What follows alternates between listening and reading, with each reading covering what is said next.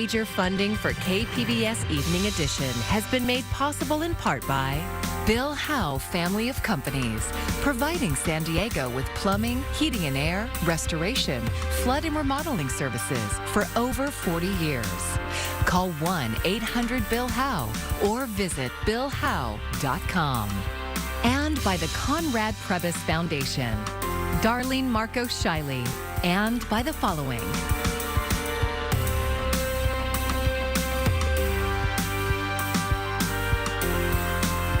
And by viewers like you. Thank you.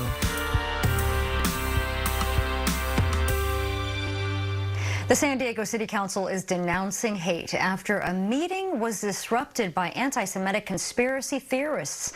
Thank you for joining us. I'm Maya Trabulsi. It follows other recent incidents and comes during the high holidays for the Jewish people. KPBS Metro reporter Andrew Bowen says the case shows the perils of allowing anonymous public comment via Zoom. I will now go over how the public can offer their public testimony during today's meeting. The disruption started Monday morning as the council was taking public comment on their closed session agenda. One commenter, who had joined the meeting via Zoom under a fake name, launched into an off-topic anti-Semitic tirade, which KPBS will not repeat. Council President Pro Tem Monica Montgomery Stepp cut him off. That did not even begin with comments on S-400. So we will conclude public comment at this time. But the offensive comments continued with several other people, all of them speaking remotely and anonymously via Zoom. It was a coordinated effort to hijack the meeting and spread hate. And it comes after several other recent incidents. Anti-Semitic flyers were distributed in Del Cerro and Allied Gardens, and a rabbi was assaulted at a convenience store near SDSU. The City Council later put out a joint statement saying, in part, as one of the most diverse councils in San Diego's history, we speak in solidarity that there is no space for hate speech and violent misinformation in our city. I will not listen to a single person who uses a hate-filled word against any member of this council, any member in San Diego, and I'm not intimidated by them, and they need to stop. The council has allowed virtual testimony since the early months of the COVID-19 pandemic. It's made it much easier to participate in council meetings, but it's also created new challenges. University of San Diego law professor Miranda McGowan says the First Amendment protects even offensive speech at a city council meeting, but it doesn't protect comments that are unrelated to their agenda. The city council has to do its business. And the city council is there to deliberate about particular topics and not deliberate about other topics. And so, though the city council can't shut people down because they think that they are expressing a viewpoint in an offensive way, they can limit people to talking about certain topics. McGowan says if the council is concerned about anonymous commenters, it can adopt rules to limit a speaker's anonymity, such as requiring Zoom participants to speak on camera. Andrew Bowen, KPBS News. We've been reporting on the increase in migrant arrivals at our border. Now many are waiting for their chance to request asylum 70 miles east of San Diego in the 90-degree desert heat. KPBS video journalist Matt Bowler has this report. The buzzing you hear is from the Sunrise Powerlink's massive overhead power lines. And that language is Kurdish, from a man who's chatting with his friend in a camp he made out of the desert's chaparral brush. This is the Jacumba Desert, the Campo Desert. Victoria Vasquez is from the mutual aid group Border Kindness. She says there's been a steady group of about 150 migrants being driven here by Customs and Border Protection and then left to wait for their asylum claims to be processed. You don't have anything to help you. There's nothing, there's absolutely nothing. Border Kindness has been feeding and clothing migrants here in the desert since Saturday morning. We've brought over, I don't know, I want to say 1,000 sandwiches, 1,000 water bottles. There are Chinese, Kurdish, Cuban, Colombian, Brazilian, and Russian migrants waiting for days. Adriano Garcia Fajeda is hoping to go to New York to meet up with his wife. Busca trabalho. He says he wants work. And this group of 6 friends from Cuba all hope to make it to the Midwest. Chicago. At around midday, Customs and Border Protection drive a van out on the washboard dirt road to pick up about a dozen of the migrants. Women and children who've been waiting for about a day, and 6 men who've been in the dirt since Sunday. A lot of the people are being stranded here for days, right? We've had people that are here since Sunday. So it is a dire situation. Vasquez says the migrants are dropped off with nothing and left to create their own shelter.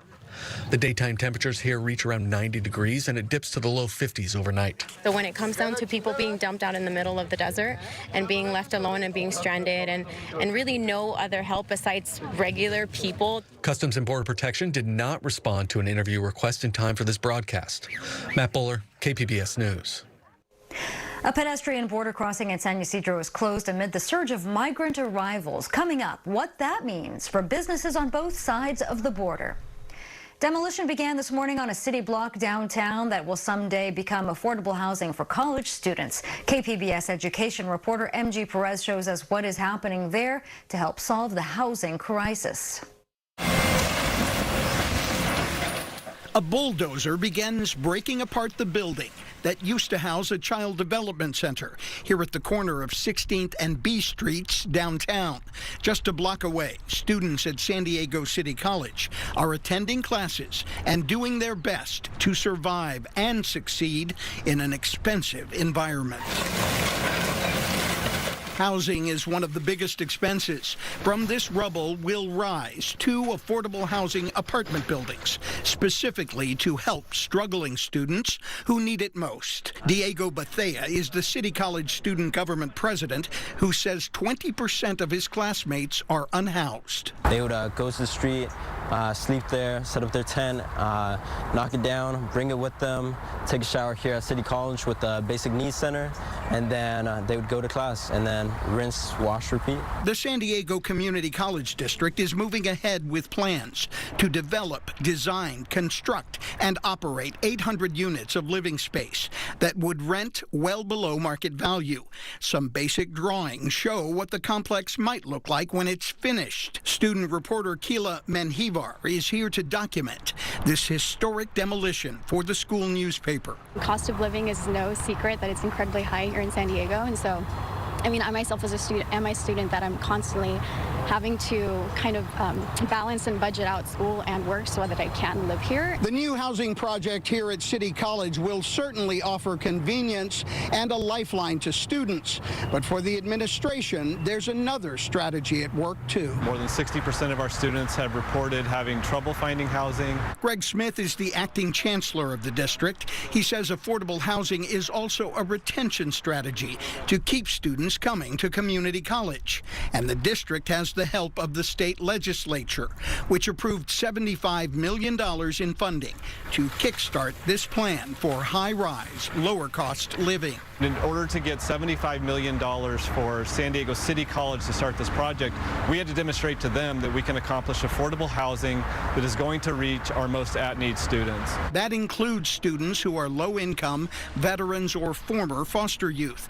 They will have to wait until the fall of 2028, the expected opening date for the high-rise housing.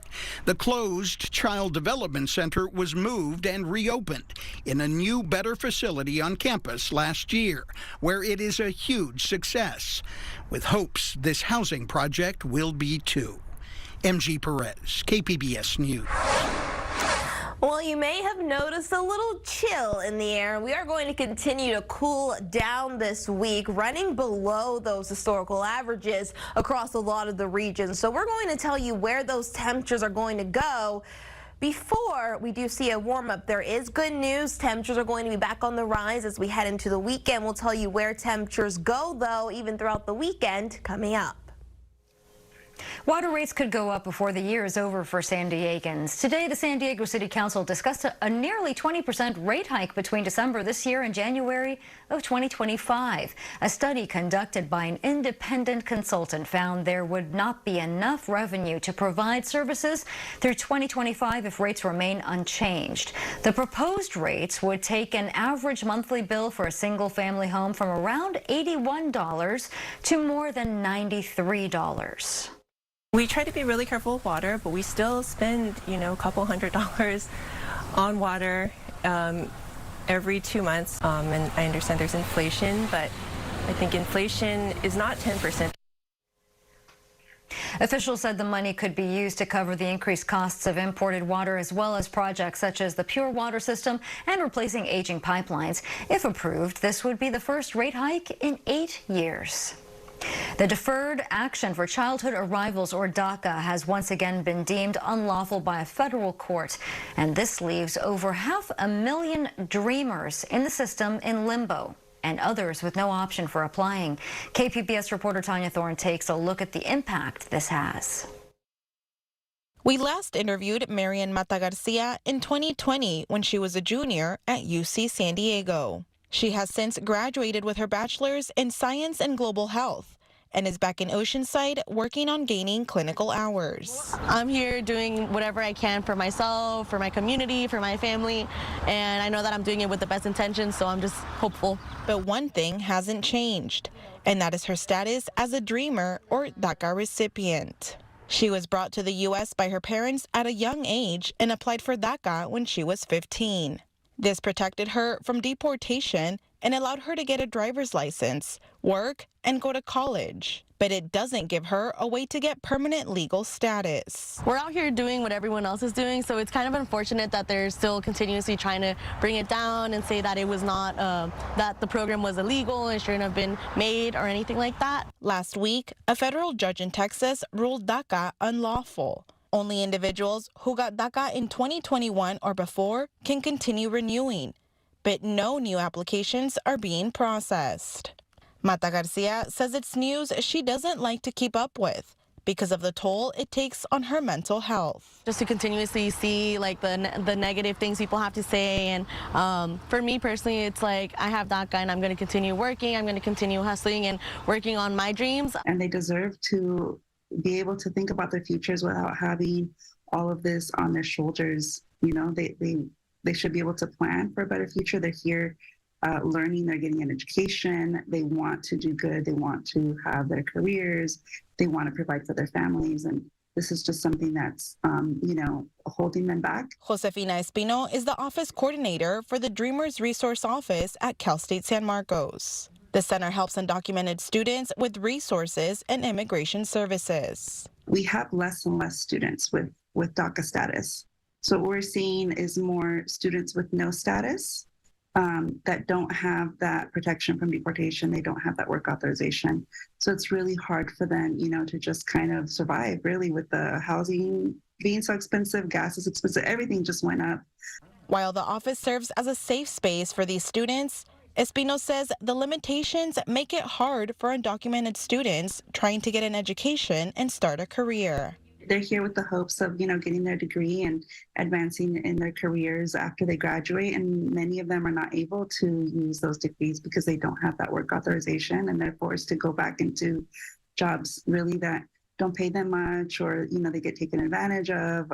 So it's really unfortunate to see that. Diana Pliego with the National Immigration Law Center anticipates the ruling to be appealed unless Congress acts. We think that that's what's likely to happen because we're not going to stop fighting back. We're not going to just give up, and we're going to keep fighting for all of the DACA recipients and for those who, like I said, have been locked out.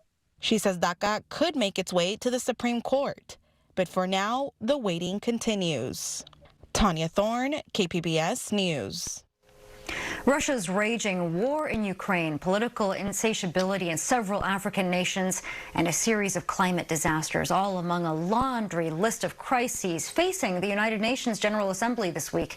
But as Gloria Pazmino explains, fractures among world leaders are likely to impede progress. With the litany of crises facing the United Nations General Assembly, our world is becoming unhinged. Hope of progress on critical global issues is dim. And we seem incapable of coming together to respond. UN Secretary General Antonio Guterres decrying the stark divisions, violence, and chaos preventing progress on significant global crises, like climate change. Our world needs statesmanship, not gamesmanship and gridlock. President Joe Biden echoing the demand for action in the wake of multiple natural disasters. Together, these snapshots tell an urgent story of what awaits us if we fail to reduce our dependence on fossil fuels. While also affirming U.S. commitment to upholding democratic values and calling on member nations to stand up against Russia as it continues to wage war in Ukraine. If you allow Ukraine to be carved up, is the independence of any nation secure? In historic remarks to the Assembly, Ukrainian President Zelensky pleaded for more support. We have a real chance to end the aggression on the terms of the nation which was attacked. And warned of consequences if Russia's power goes unchecked. When hatred is weaponized against one nation, it never stops there. While some question the actual power and influence of the United Nations, the need for global cooperation, according to Biden, is clear. We know our future is bound to yours. And no nation can meet the challenges of today alone.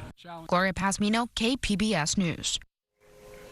The Ped West border crossing in San Ysidro is still closed after Customs and Border Protection abruptly shut it down late last week. As KPBS border reporter Gustavo Solis tells us, the closure is the latest blow to local business owners who say they were already suffering.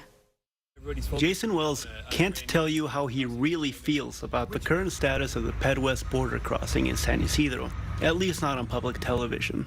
Frustrated is probably the strongest term I could say in front of the camera, but certainly not the term we would say amongst each other. Customs and Border Protection closed the pedestrian crossing last week. They cited an unexpected rise in migration and limited resources. That crossing was part of a $741 million expansion to the San Ysidro port of entry, completed in 2016. Wells says it's frustrating to see that investment be so underutilized. Our ask is to use the facilities that we built. I don't want to hear about personnel. That was, 5 years ago, Congress decided what was going to be given today, and CBP, based on CBP's application for personnel. Last week's closure was just another blow to San Ysidro's business community that was hit especially hard by the pandemic shutdowns. CBP closed Ped West in April 2020, and it remained fully closed until this year. In January, CBP partially reopened the crossing, but only for northbound traffic between 6 a.m. and 2 p.m. As a result, pedestrian traffic through Ped West plummeted from 18,000 a day before the pandemic to 4,000 during the partial closure. We still see pedestrians waiting 4 to 6 hours. We still have 4 to 6 hours as well in passenger vehicles. Kenya Samarripa is with the San Diego Regional Chamber of Commerce. She says border wait times are at an all-time high. The majority of people impacted by the closures are workers who live in Tijuana and commute to San Diego.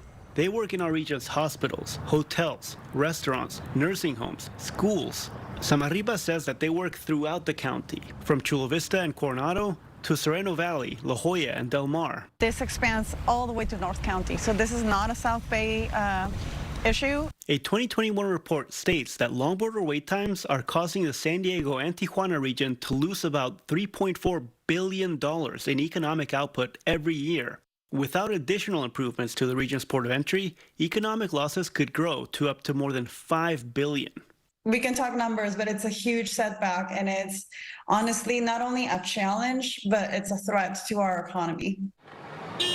Disruptions to cross-border commute have significant impact, says Joaquin Lucan from the Smart Border Coalition. Imagine a worker, if you're a business owner, having an employee come in to work with a half a shift waiting on foot just to get across.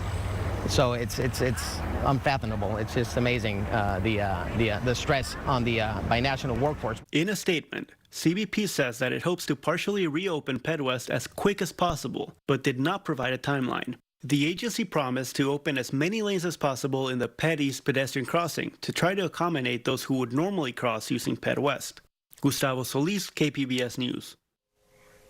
Well, prices at the pump typically drop after Labor Day, but that's not the case this September. Nationwide, gas prices rose to $3.88 per gallon, according to AAA, and that's the highest they've reached this year thus far. And in California, prices have jumped up 49 cents over the past month. The average price in San Diego right now is nearly $5.94. And Amsterdam-style cannabis cafes may be headed to California. While cannabis smoke lounges are legal in some cities, customers can't buy food or drinks inside. A bill on the governor's desk aims to change that. Brady Halbleib reports. Assembly Bill 374 is now in the hands of Governor Newsom after passing through with broad bipartisan support. The bill would allow local jurisdictions to license Amsterdam-style cannabis cafes at dispensaries. But it would just help us to create more of a welcoming environment, more of a lounge, if you will, for our consumers. Cannabis smoke lounges are already legal in some cities, but selling food and drinks inside of them are not. The goal is to create social places where people can smoke, eat, drink, and even enjoy live music as a way to boost the legal pot market. This would entice people to stay, also help us promote our business with revenues as well. There's already concern about the state's cannabis industry. High tax rates and a lack of banking options put small dispensaries at a disadvantage. Meanwhile, a thriving black market is hurting business who follow the rules and pay taxes. Bill writer Matt Haney says this may help reverse the damages to the industry.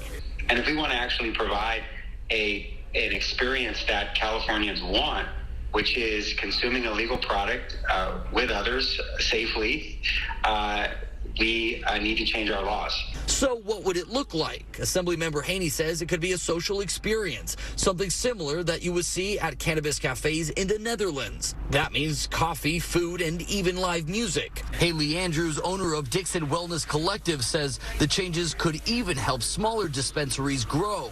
And I really do think it would create more jobs, right? We're going to have more people there to be able to help our consumers. So that's always moving in the right direction with cannabis. Brady Halbleib reporting. October 14th is the last day for Governor Newsom to sign or veto bills approved during the most recent legislative session. A Pacific Beach company is enjoying the national spotlight following a viral moment involving one of the most popular figures in sports. You know, you got to be right, man. You got to be tight. Are these your sunglasses? Yes. Okay.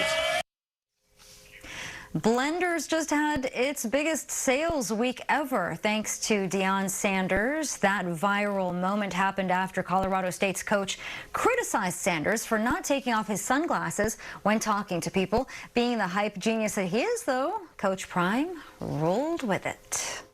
That whole thing just fell into our lap beautifully. I gave Coach a hug. I said, man, we did it, and we're just getting started, and he was super excited about it. So Blenders founder Chase Fisher initially projected that they'd sell 16,000 pairs of sunglasses. Well, as of Monday, they've now topped 65,000 orders.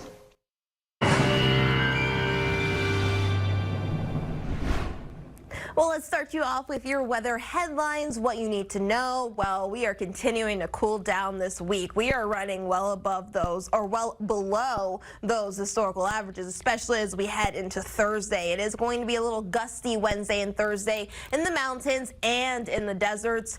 Though there is good news. We are warming up as we head into the weekend. Now tonight, we're dropping down to a low of 65 right around San Diego. We do have those increasing clouds. That's going to be the story along the coast. May wake up with some low-level cloud cover, may cause some lower visibility, but as we travel a little bit further east, more inland, well, we're dropping down to lows in the 60s in Borrego Springs, 50s Mount Laguna, and again, San Diego coming in with a low of 65.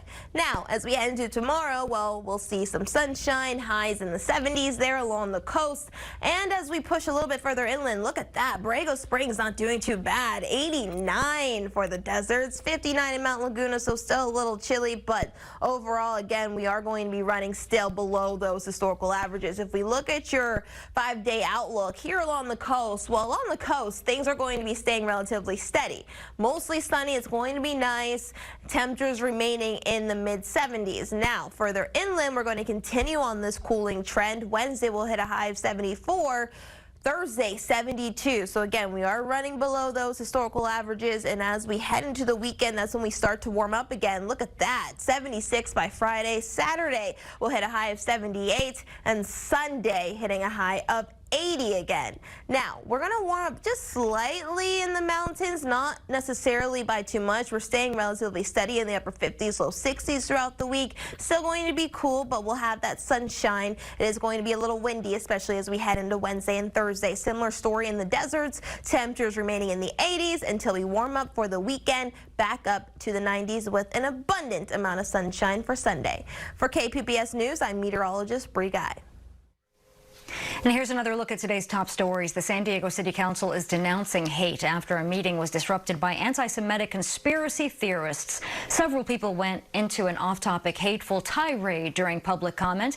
All joined the Zoom meeting using fake names, and it follows other recent incidents of anti-Semitism, including the distribution of flyers in Del Cerro and the assault of a rabbi near SDSU. Dozens of migrants are waiting for their chance to request asylum out in the East County desert. The mutual aid group Border Kindness says about 150 people have been driven out to Jacumba by Customs and Border Protection. The aid group has been providing food and clothing to migrants since Saturday morning. CBP has not responded to our request for an interview.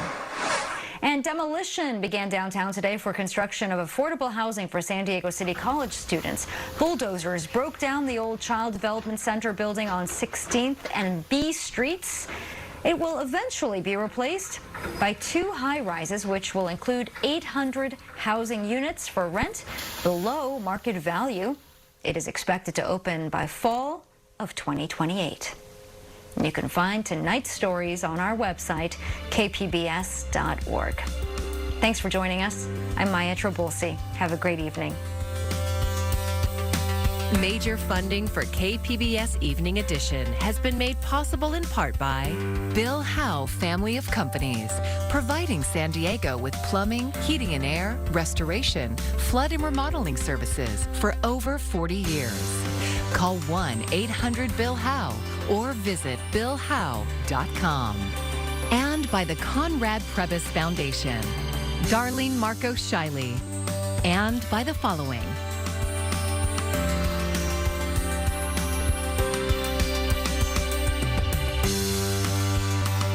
And by viewers like you. Thank you.